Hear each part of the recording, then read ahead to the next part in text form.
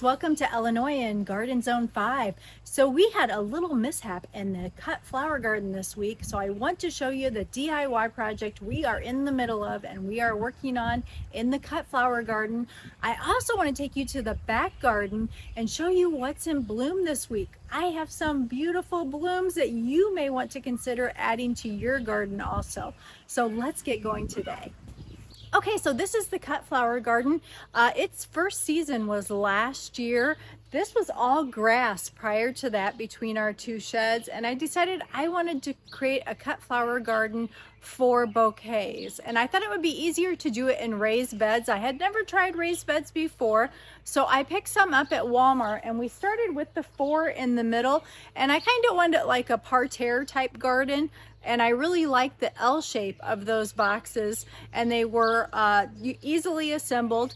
And then I decided that wasn't enough planting space, so I had John create me 2 long boxes on either end of 2x8 green treated timber, and these have worked out really well. They are 4 foot across, which is just ideal, and then each one of them, I think we have 16 feet here on each end. So they've worked out really good. Last year I grew pumpkins and sunflowers and all kinds of different annuals and perennial flowers and just kind of changed it up, and I'm still experimenting with it. Well, I came out and you can see we just top layered all the mulch like a week ago. That was our big project. We had bought 90 bags of mulch and gave everything a fresh top coat. And if you've worked with mulch before, you know that once you get it all nice, you don't want dirt in it at all because it just kind of ruins the look of it. So I was not real thrilled when I came out after we'd put the mulch down, and let me show you what I found. This board was laying on the ground, and the soil is coming out, and it's totally cracked all here. It came apart. And so I asked John if there was any way that we could put it back together, maybe put another support board on the inside of it to hold it together. And he looked at it and he said, these are so flimsy, it just wouldn't work. So we are creating whole new beds. So let me show you a close-up of that. Now you can see on some of these, they're kind of bulged out too. The dirt has really pushed them out. So they're just very, very flimsy. So it's just all cracked. So what he decided to do to replace them, he got more 2x8 green timber. Okay, so here is all of the wood for the project, and he's cutting them down for smaller sizes.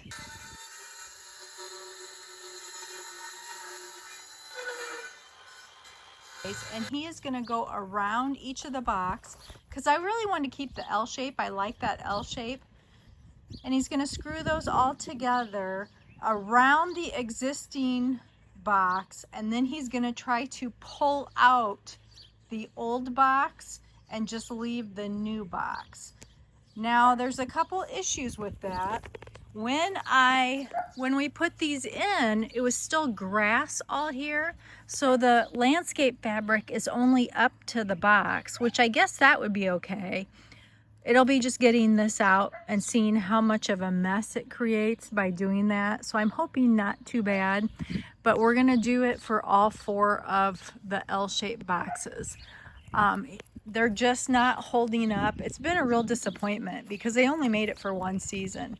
But you can see there, it's gapping in between the boxes and they are bulging. And he said, let's just go ahead and replace them all before we have more of this type of a mess that happens. So that's our project this week. Like I said, he got all the boards cut today. And I think tomorrow, if the weather holds, we're supposed to be getting some rain this week here in Illinois.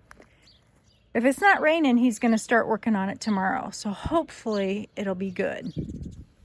Okay, John was working on these today, and you can see there's the old boxes.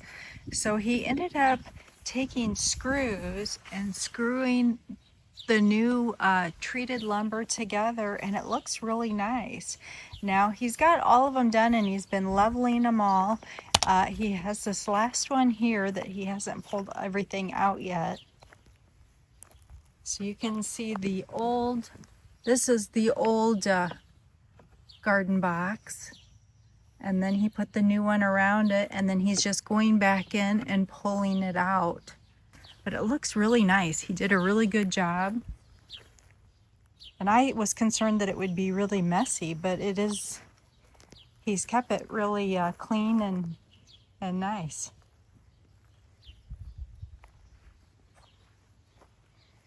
So these look much better.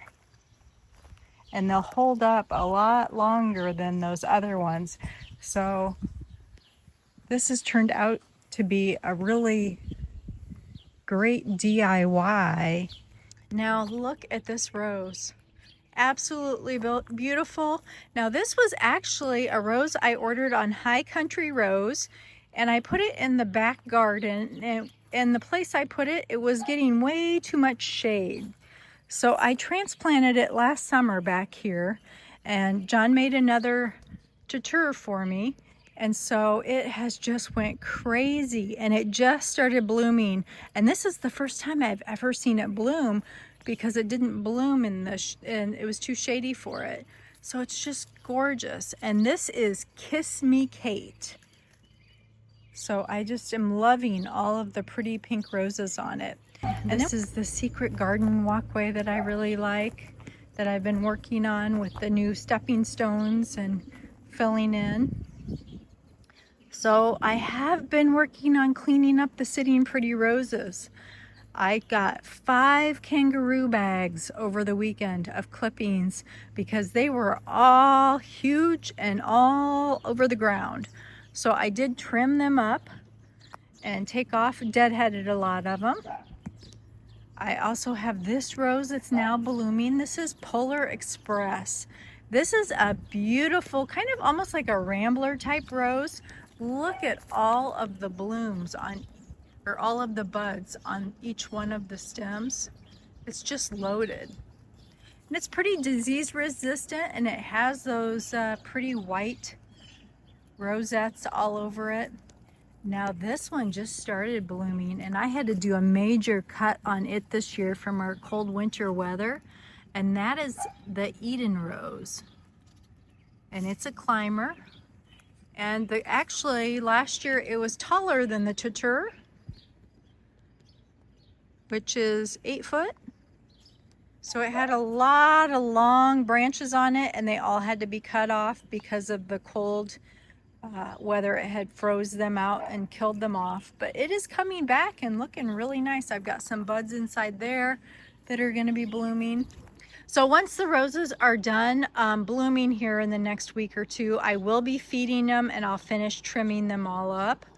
We've got a nice purple hardy geranium that is now uncovered because it was mostly covered with the roses. We've got a gorgeous delphinium back here. Look at that dark purple with the white.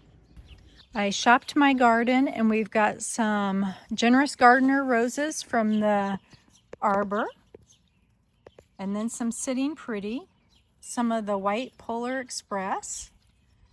We've got white Veronica, the yellow Lady's Mantle, some hosta leaves, and then I've got some more filler, and then some purple salvia. And then on this side, I did tuck in a sprig of pink knockout roses. So it looks really pretty on the table. Enjoy having a bouquet out here. And this is a Proven Winners Phlox that's now in bloom. That's looking gorgeous with that bright pink flowers on it. The knockout roses are still looking good. And Bosco Bell, the third David Austin rose down here, is just putting on, it's just opening up her blooms. Isn't that gorgeous? Very, very pretty. Now I had alliums in between. They're done blooming, and these two were tucked behind Olivia, and I didn't get them. But do you see how they look? You can take spray paint and spray paint those. I have a dark purple and a lavender, and I've decided this lavender works better with the arborvitaes. The dark purple blends in more. But so I am going to grab my can of spray paint, and I will be spray painting these two little heads down here too. to go with these. And I sprayed these probably 3 weeks ago, and they'll look good for a long time. So if you want color in your garden on your alliums after they're done, the seed heads, you can give them a coat of spray paint. Back underneath the birdhouse, the clematis just started opening with the dark purple blooms on it. And I got in here and cleaned all this up too when I was doing all my trimming. And then over here on this side, it's mostly purples and creams, which I really am liking this look.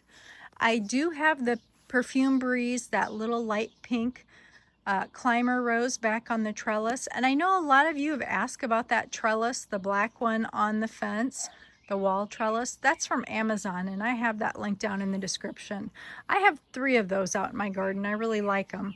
They're made of a heavy-duty metal, and they're foldable, so if you want, you can store them for winter. They come down and you can store them. And it does come with brackets too. We didn't need the brackets. We just used screws on the fence, but it actually comes with brackets to hang it too. So everything here is looking really pretty. That's Champagne Wishes, which I've showed you before, and that is from Lowe's. I actually put that in the community post not too long ago, and if you're not part of our community, you want to think about subscribing, because I post a lot in our community of things going on in the garden, different flowers that I'd recommend. Look at that bee.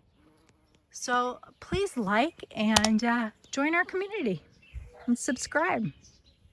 I'm really liking the window boxes this year with the pink geraniums in them and the white flowers. And the side ones have more green in them and some pink geraniums. So they'll fill in nicely too. And of course, the Generous Gardener rose is still looking beautiful, loving all those blooms, very fragrant.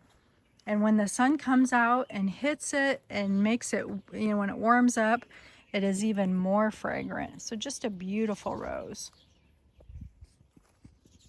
So that's it for this week's garden tour. I hope you found something that you liked out in the garden that you want to add to your garden. Lots of beautiful blooms. So do you want to see how the cut flower garden started? Then you're going to want to check out this video next. Have a great week.